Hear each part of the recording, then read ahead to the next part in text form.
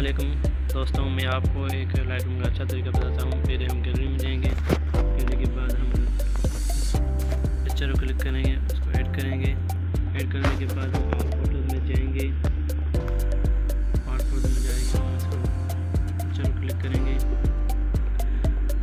इसके बाद हम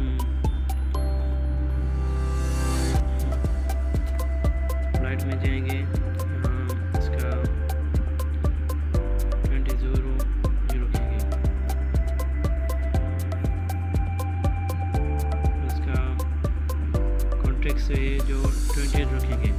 उसके बाद हम कलर में जाएंगे, यहाँ हम मिक्स कलर यहाँ पे जाएंगे।